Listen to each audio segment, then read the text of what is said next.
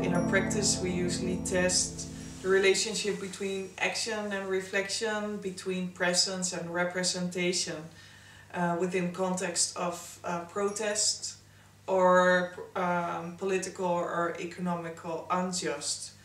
And we try to bring politics back to everybody's backyard. I'm Michelle Slark. I'm an artist and writer living in Lake Grace. Marco from Iasca approached me to see if the Lake Grace Artist Group would like to be involved in a residency project, and they said yes. And Elke and Wouter came here in 2009.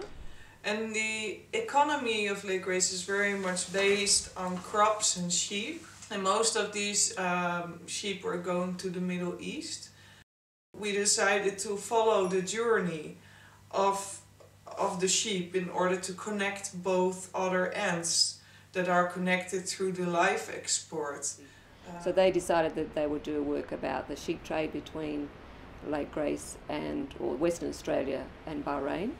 And then they invited me to be involved in a spin-off of the project, a creative text. After a couple of weeks, I think we started producing Persian carpet. We made this rug of unwashed wool from a sheep that was just shorn in Lake Grace. So we were carding the wool and spinning the wool ourselves, and then started knotting the carpet, which eventually took us a whole year to complete.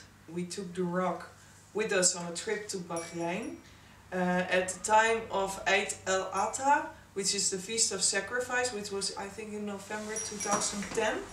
And there we went to a feedlot and we asked the local family if they were willing to sacrifice a sheep on the carpet that we produced. After that we sent the blood-stained carpet back to Australia in order to bring the blood back to its origin.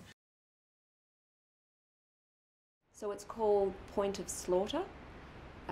It's a mix of fiction and non-fiction. So the fiction is a series of vignettes or short stories that link the story. So it follows the journey of the sheep on the export journey and the people at those places. I wanted to bring it down to the personal rather than just talk about activists or farmers or urban or rural. So it's about people's individual points of view and their lived experience, and I wanted to present it that way, like close-up views. Both communities, the one in Australia and the one in the Middle East, are heavily depending on each other through, in economical sense. They are connected by this global trade. There's almost no cultural exchange between both places. It's this gap of knowledge that is used by the industry in a large extent, I think, in order to also justify certain procedures within the business. Stereotypes and certain misunderstandings are used in order to defend, criticize the criticized business procedures.